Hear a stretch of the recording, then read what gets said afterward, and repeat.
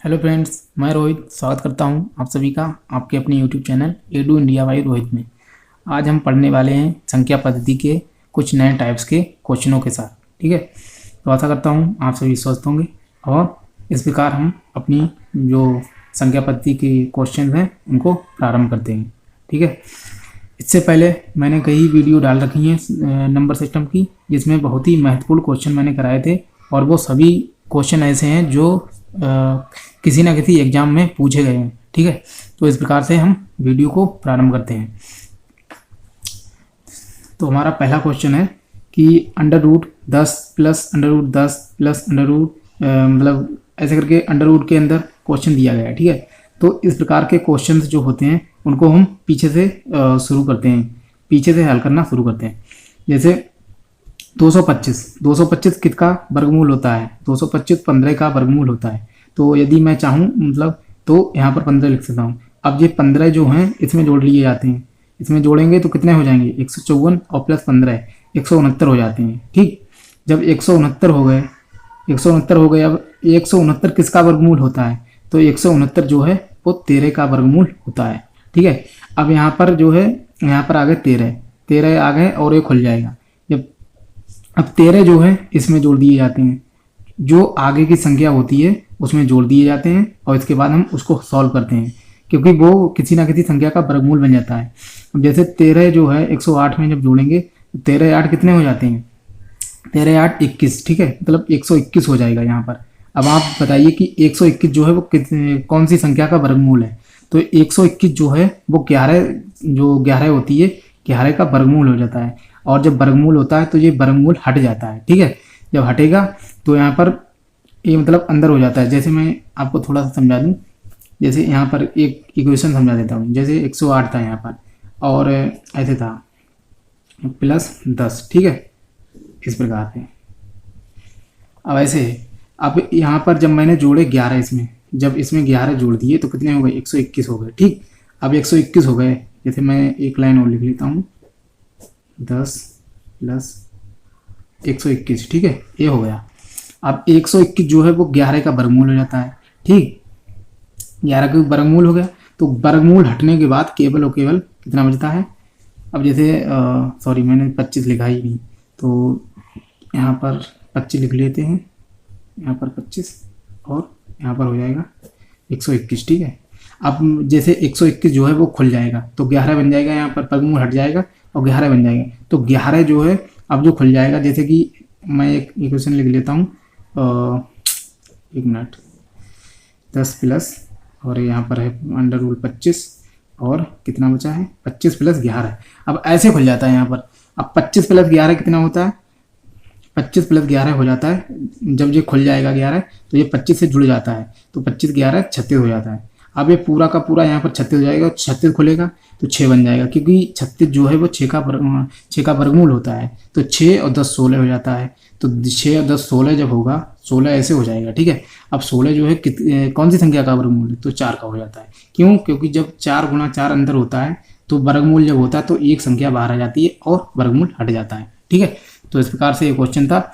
इसको हम दोबारा समझा देते हैं। जैसे इसका उत्तर हो गया 4, इसको पीछे से सॉल्व करते हैं। 225 जैसे है, 225 को जो लास्ट की संख्या होती है वो ऐसी संख्या होती है कि वो पूर्ण रूप से वर्गमूल होगी। ठीक है, पूर्ण संख्या होगी और उसका वर्गमूल हो जाता है।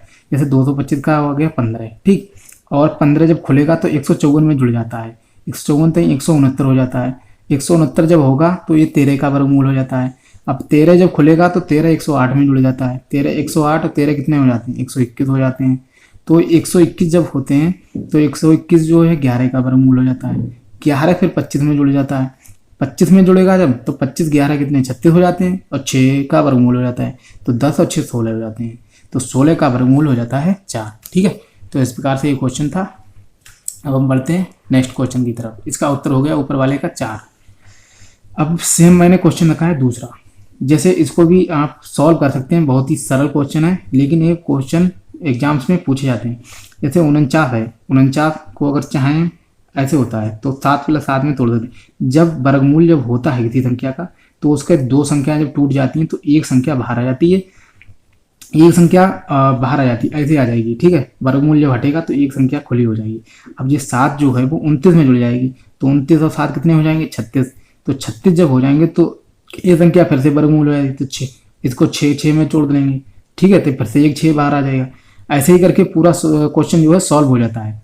जैसे यहाँ पर बचा है 7, ठीक है, 7 29 36, 36 होगा तो 6 बचेगा यहाँ पर, तो 6 और 19 6 25 हो जाएगा, 25 होगा। इसके बाद क्या है कि 25 का वर्गमूल 5 हो जाता है, तो 5 होगा, 5 और 11 में जुड़ जाएगा, 11 और 5 16 हो जाते हैं, ठीक है। जब 16 होंगे तो यहाँ पर बचेगा 4, और 4 जब 5 से जुड़ेगा तो हो जाएगा ऐसे √9, ठीक है। √9 को अगर यदि हम खोलें तो ऐसे हो जाएगा, क्योंकि जब वर्गमूल जब खुलता है तो एक 3 बाहर आ जाएगा और वर्गमूल हट जाता है, ठीक है।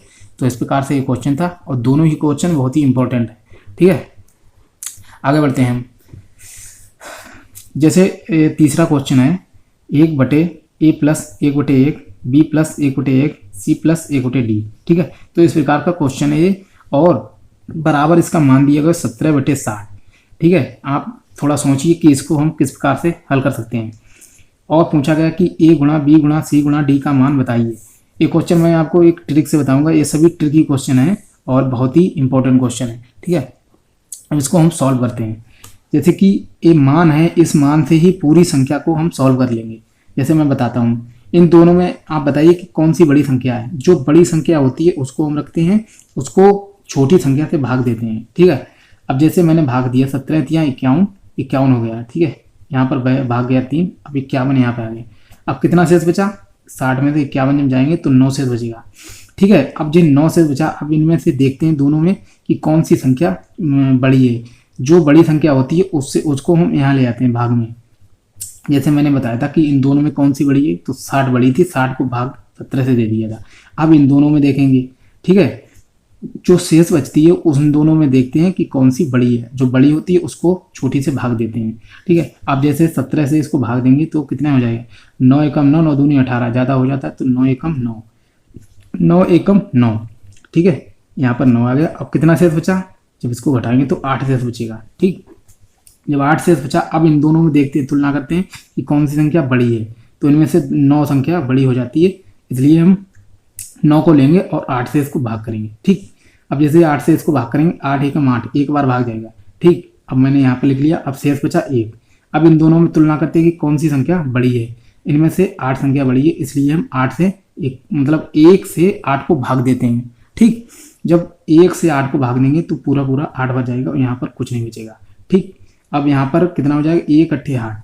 अब जो है मैं आपको बताने वाला हूँ बहुत ही अच्छा कॉन्सेप्ट। जैसे अब हमने इसको हल कर लिया, इसमें क्या है, मैंने बताया था कि इन दोनों में जब हम भाग देते हैं इसको, तो जितनी भाग जाती है वो लिख लेते हैं। दूसरी बात, यहाँ पर जो शेष बचता है इन दोनों में तुलना करते हैं कि कौन सी संख्या बड़ी है, और बड़ी संख्या जो थी उसको भाग देते चले जाते हैं, लास्ट तक जाते हैं जब तक कि 0 ना आ जाए, ठीक है। अब इसको हल करते हैं।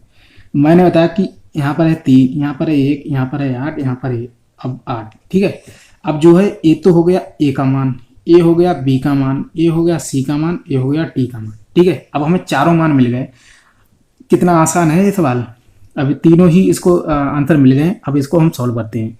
जैसे ए का मान है 3, गुणा बी का मान है 1, गुणा सी का मान है 1, गुणा डी का मान है 8। अब इसका मान जो है हमने रख लिया। अब इसको हल करते हैं। 3 एकम 3 एकम 3, 3 अट्ठे 24। अब आप बता सकते हैं कि हमने इसको किस प्रकार से हल कर लिया है, ठीक है। तो आशा करता हूँ आपको ये सवाल समझ में आ गया होगा। इसका उत्तर हो गया 24, ठीक। अब बढ़ते हैं नेक्स्ट क्वेश्चन की तरफ। जैसे ऊपर वाला जो सवाल दिया था मैंने, सेम टू सेम इसी प्रोसेस से इसको भी हम हल करेंगे ये सवाल को, ठीक है। ये बहुत ही इंपॉर्टेंट सवाल है। जैसे कि 1/a + 1/1 b + 1/c बराबर 9/26। अब इसको हल करते हैं। जैसे अब मैंने बताया था कि इन दोनों संख्याओं की दोनों में तुलना करते हैं कि कौन सी संख्या बड़ी है और कौन सी छोटी। जो बड़ी संख्या होती है उसको हम भाग देते हैं छोटी संख्या से, ठीक है। अब जब भाग देंगे इसको तो कितनी बार जाएगा, 9 दूनी 18, 9 3 27, 3 ज़्यादा हो जाते हैं, 9 दूनी 18। अब 18 हो गया, 18 और 8 26 होता है। कितना शेष बचा, 8, ठीक है। अब इन दोनों में तुलना करते हैं कि कौन सी संख्या बड़ी है। तो 9 बड़ी है, तो इसलिए 9 को अंदर लिख लेते हैं और 8 से हम भाग देते हैं। 8 से भाग देंगे तो एक बार जाएगा, 8 एकम 8। अब कितना इनसे शेष बचेगा 1। अब इन दोनों में तुलना करते हैं कौन सी संख्या बड़ी है, तो 8 बड़ी है, तो इसलिए 8 को नीचे लिखते हैं। अब 1 8 8, यहाँ पर 0 हो जाए, यहाँ पर 0 आना चाहिए। वो इस प्रकार का सवाल देगा कि यहाँ पर 0 आएगा और इस प्रकार से ये सवाल हल हो जाएगा। ठीक है, तो अब जैसे हमें मिल गया ए का मान, ये हो गया बी का मान, ये हो गया सी का मान। ठीक है, अब हम इसको बहुत ही आसानी से हल कर सकते हैं। जैसे ए का मान हो गया 2 प्लस बी का मान हो गया 1 प्लस सी का मान हो गया 8। अब इसको हल करते हैं, 2 1 3 और 8 11। आप देख लीजिए कौन सा उत्तर हमारा दिया गया, तो ये हो गया option B is the right answer. तो आशा करता हूँ आपको वीडियो पसंद आ रही होगी। अगर वीडियो पसंद आ रही है तो इसे अभी लाइक करें और चैनल को सब्सक्राइब कर लें। तो आगे बढ़ते हैं। जैसे 3x प्लस 1/2x बराबर 5, तो 10x बटे 6x square plus 10x plus 1 का मान क्या होगा, ये सवाल दिया गया है। ठीक है, एक सेकंड आप सोचिए कि इसको किस प्रकार से हम हल कर सकते हैं। ये बहुत ही इंपॉर्टेंट सवाल है और मैंने एक टाइप के 2 सवाल लिए हैं, जिससे कि एक में आपको कॉन्सेप्ट पता लगे और दूसरे में आप खुद ही दिमाग लगा सकते हैं। ठीक है, अब मैं बताता हूँ। जैसे 3x, मैं यहाँ पे लिख लें 3x प्लस 1/2x बराबर 5 है। ठीक है, अब इसको हम सॉल्व कर लेते हैं। 3 की गुणा करेंगे, 3x की करेंगे 2 से गुणा, तो 3 दूनी 6x स्क्वायर हो जाएगा। ठीक है, और प्लस 1, 6x स्क्वायर प्लस 1। ठीक है, इतने को जब गुणा करेंगे तो 6x स्क्वायर प्लस 1 आ जाएगा ऊपर। ठीक, और नीचे क्या बचेगा 2x बराबर हो जाएगा 5। ठीक है, इतना मैंने हल कर लिया। अब क्या है, इसकी गुणा इससे हो जाएगी, 6x स्क्वायर प्लस 1 बराबर कितना हो जाएगा 2 पंजे 10x। ठीक है, अब इतना मैंने सॉल्व कर लिया। अब यही हमारा आंसर प्राप्त करवाएगा। ठीक है, अब जैसे हम हल करते हैं, यहाँ पर दिया गया कि 10x बटे 6x square plus 10x plus 1। ठीक है, अब हम इसको थोड़ा सही से कर लेते हैं, जिससे आंसर हमें बहुत ही आसानी से प्राप्त हो जाए। अब मैं लिखता हूँ जैसे 6x स्क्वायर और यहाँ पर 10x दिया गया है। ठीक है, अगर हम चाहें तो एक जो प्लस 1 है उसको पहले भी लिख सकते हैं, कोई इससे कोई फर्क तो पड़ने वाला नहीं, और 10x को बाद में लिख देंगे। अब जो यहाँ पर हमें 6x स्क्वायर प्लस 1 मिला है, इसका मान जो है यहाँ पर 10x दिया गया है। ठीक है, तो इसके द्वारा ही हमारा आंसर प्राप्त होगा। अब ये इतना जो है 6x स्क्वायर प्लस 1, इसका मान हम रख लेंगे 10x। जैसे मैंने यहाँ पर अब लिख लूँगा 10x प्लस 10x। ठीक है, अब हमारा आंसर बहुत जल्दी प्राप्त होने वाला है। जैसे 10x बटे 10 10 20x। ठीक है, 10x बटे 20x। अब इसको हम सॉल्व करते हैं, 10 एकम 10, 10 दूनी 20, मतलब 1/2 इसका आंसर हो जाएगा। अब आप ढूंढिए कि हमारा कौन सा आंसर सही है, तो उत्तर option A the right answer. ठीक है, सबसे पहले क्या करते हैं कि इसको हम सॉल्व कर लेते हैं। इसकी जब गुणा करते हैं इससे, तो 6x स्क्वायर और प्लस 1 बराबर हो जाता है 5 बटे में 2x होता है। ठीक है, तो इसको जब इससे गुणा कर देते हैं, ये बराबर में पहुंच जाता है और 10x हो जाता है। इसके बाद क्या है कि हमने 10x बटे 6x square plus 10x plus 1 दिया हुआ है, लेकिन चाहें तो 6x स्क्वायर प्लस 1 जो है पहले भी ला सकते हैं, क्योंकि हमें हल करना है तो किसी प्रकार से इसको सॉल्व करेंगे। ठीक है, तो आगे बढ़ते हैं हम। अब नेक्स्ट क्वेश्चन में आपको क्लियर हो जाएगा। जैसे दिया गया है यहाँ पर x प्लस 1 बटे x बराबर 5, तो 2x बटे 3x square plus 5x plus 3 का मान क्या होगा। अब इसको भी उसी तरह से हल करेंगे। जब x की गुणा x से होगी तो x स्क्वायर हो जाएगा और प्लस में 1 हो जाएगा बटे कितना हो जाएगा x। ठीक है, बराबर दिया गया है 5। अब इसको हम इससे गुणा कर देंगे, क्योंकि जो भाग में होता है वो गुणा में पहुंच जाता है, तो x स्क्वायर प्लस 1 बराबर 5x हो जाएगा। ठीक है, अब ये मान जो है हमारे उत्तर के लिए उत्तर हमारा प्राप्त करवाएगा। देखो अब मैं हल करता हूँ। जैसे यहाँ पर दिया गया है ये मान, इसको सॉल्व करना है, 2x बटे 3x square plus 5x plus 3। ठीक है, ये है हमारा क्वेश्चन, इसको सॉल्व करना है। अब इसको सॉल्व करते हैं। जैसे यहाँ पर x स्क्वायर प्लस 1 हमें लाना है। अब हम क्या करेंगे कि दूसरी लाइन लिखते हैं 2x, जैसे अब मैं लिख लेता हूँ 3x स्क्वायर। अब मैं 3 जो है वो पहले ले आता हूँ, प्लस 5x को बाद में कर दूंगा। ठीक है, अब क्या करना है, यहाँ पर जो 3x स्क्वायर प्लस 3 है, इसमें से क्या करेंगे, 2x को तो हम पहले से ही लिख लेंगे। अब इसमें से हम लेंगे 3 कॉमन। ठीक है, 3 कॉमन जब हमने ले लिया तो यहाँ पर बचेगा x स्क्वायर और प्लस 1 प्लस हो जाएगा 5x। ठीक है, अब हमें जो यहाँ पर मान मिला है, इसका मान जो है 5x दिया गया है हमें। ठीक है, हम यहाँ पर इसको सॉल्व कर लेते हैं। ठीक है, इसको हम यहाँ पर सॉल्व कर लेते हैं। अब जैसे एक्स स्क्वायर प्लस 1 है, इसका मान 5x में रख देंगे और बहुत ही आसानी से हमें उत्तर प्राप्त हो जाएगा। जैसे 2x बटे 3 जो है ये तो गुणा में है, ठीक है। अब एक्स स्क्वायर प्लस 1 का मान कितना है, 5x, ठीक है। अब हम इसको सॉल्व करते हैं। 3 पंजे कितने हो जाएगा, 3 पंजे 15x, 2x बटे 3 पंजे 15x प्लस 5x।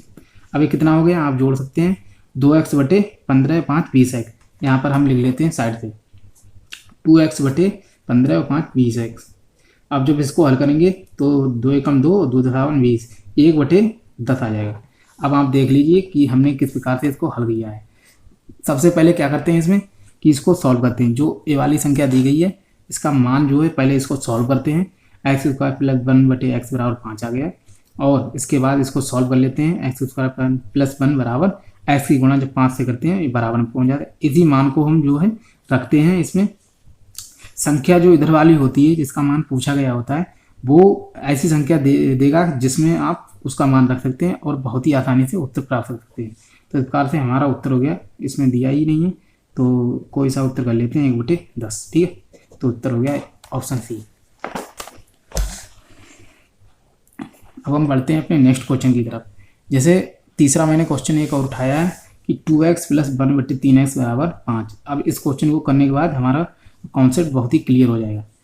जैसे अब इसको सॉल्व करते हैं। 2x की जब गुणा 3x से होगी तो हो जाएगा 6x स्क्वायर प्लस 1 बटे 3x बराबर 5। ये आ गया हमारा अभी, ठीक है। अब इसको सॉल्व करते हैं।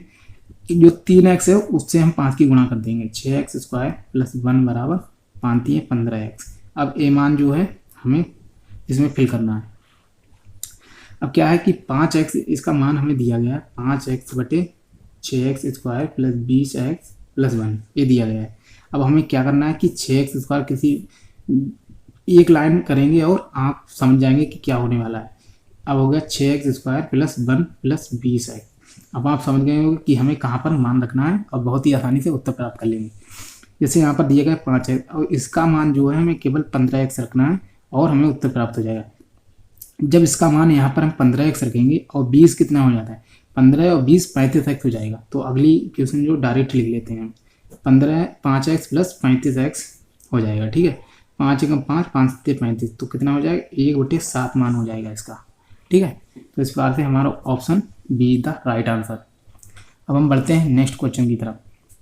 जैसे क्वेश्चन दिया गया है a की पावर 3 माइनस b की पावर 3 बराबर 56 और a का मान a माइनस b का मान दिया गया है तो a square plus B square का मान कितना होगा। अब जैसे हमें यहाँ पर सोचना है कि किस प्रकार से इसको सॉल्व करें। जैसे यहाँ पर ले सकते हैं, यहाँ पर क्यूब लेना है तो इस प्रकार से लेना है कि यहाँ पर जैसे मान 2 बचे, अगर हम यहाँ पर 4 ले लें, ठीक है, और यहाँ पर 2 ले लें तो कितना बचेगा, 4 में से 2 जाएगा तो 2 बचेगा। यहाँ पर मान सोचने वाला ऐसी संख्या होगी कि सोचना पड़ता है थोड़ा।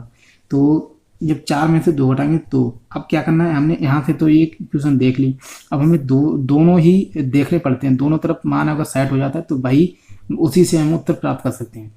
अब इसको रखेंगे यहाँ पर 4 का मान रखेंगे यहाँ पर, तो 4 का क्यूब कितना होता है, 4 चौक 16 चौकी 64, ठीक है, 64 हमें प्राप्त हो गया।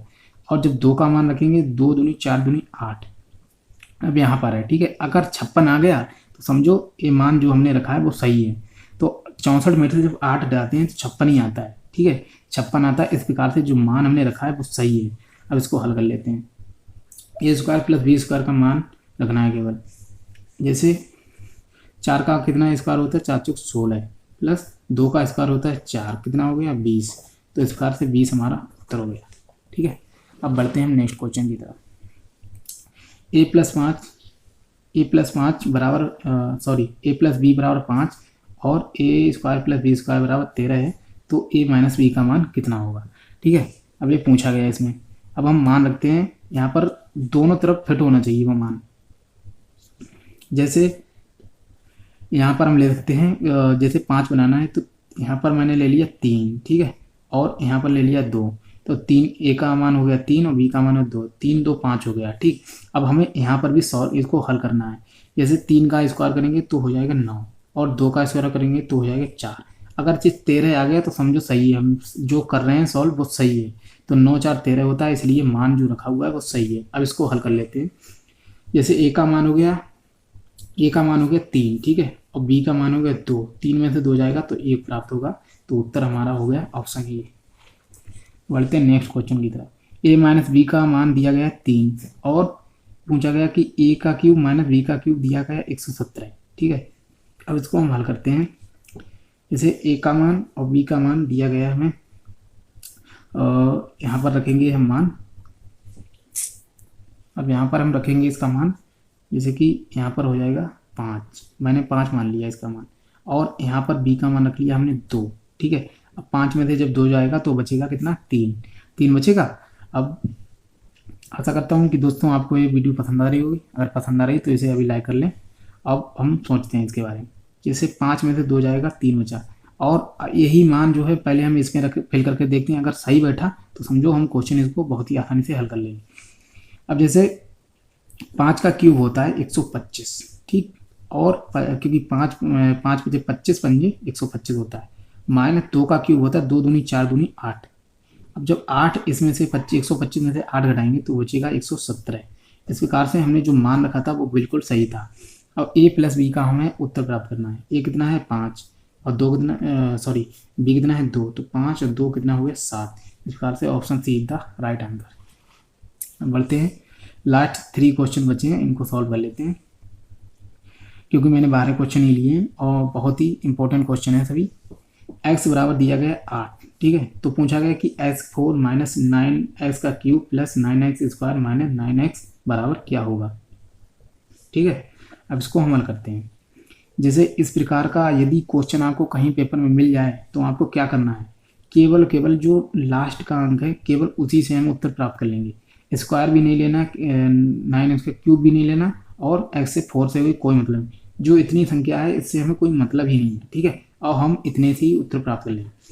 जब x का मान दिया गया 8 तो 9x माइनस का है, ठीक है। अगर ये माइनस का है तो हमें इसको घटा देना है जो प्लस का है। अब इसको हम घटाएंगे तो कितना होगा, 8x लिख लेते हैं, ठीक है। ये प्लस का है तो माइनस, जब ऊपर वाला बड़ा है तो आएगा यहाँ पर 1x, क्योंकि यहाँ पर x का मान 8 दिया गया तो इसलिए हम यहाँ पर लिख लेंगे 8x। अब 8x जब इसको घटाएंगे तो कितना बचेगा, x बचेगा ना, तो x बचा है। अब x का मान हमें पहले ही दे चुका कि 8 है, यहाँ पर 2 बार मान रखना पड़ता है, ठीक है। अब जैसे माइनस का x है तो यहाँ पर जो है x का मान तो हमें मिल गया 8। अब क्योंकि माइनस लगाए इसलिए उत्तर हो जाएगा -8। तो हमारा ऑप्शन जो है दिया गया है, ठीक है। अब हम बढ़ते हैं 11वें क्वेश्चन की तरफ। x बराबर 12, तो x4 माइनस 13x का cube plus 13x square minus 12x बराबर क्या होगा। मैंने बताया कि आपको केवल और केवल ये लास्ट 2 अंक है, इससे मतलब है। अब 12x में से हमें 12 घटाना है, ठीक है, तो 12 क्या, x का मान 12 है तो इसलिए 12x ही हम लिख लेते हैं यहाँ पर, ठीक है।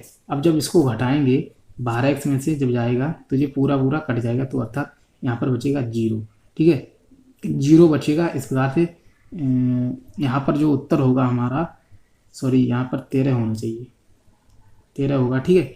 जब 13 होगा यहाँ पर 13 में से हम 12 घटाएंगे तो कितना बचेगा, 1x बचेगा, 1x बचेगा। और जब 13 जो है बड़ा है और ऊपर से माइनस में है तो इसका मान बचेगा माइनस के x। अब माइनस का x का मान हमें पहले ही दे चुका है कि 12 है, ठीक है, x का मान हमें पहले ही दे चुका कि 12 है, तो x का मान हम रख देंगे 12, ठीक। 12 तो हमने रख दिया, लेकिन माइनस है तो माइनस जोड़ देंगे। अब यहाँ पर एक ऑप्शन भी गलत लिखा हुआ है, तो हम इसको सॉल्व कर चुके हैं। तो इस प्रकार से जो 2 मैंने क्वेश्चन कराए हैं, इस प्रकार के यदि क्वेश्चन आपको मिल जाए तो इसी प्रकार से हल करना है। जो लास्ट का इक्वेशन होती है केवल उसी को करना है और उससे हल कर लेना है, ठीक है। स्क्वायर क्यूब 4 इससे कोई मतलब नहीं होता है। अब हम लास्ट क्वेश्चन करते हैं। x प्लस 1/x बराबर इतना दिया गया, -3 मान दिया है, तो इतना पूछा गया कि x स्क्वायर ये सब रूट में है। जैसे एक मैंने पढ़ा था, जैसे कि मैं आपको एक सॉल्व कर दूं, इसके बाद आप समझ जाएंगे कि इसको किस प्रकार से उत्तर प्राप्त करेंगे।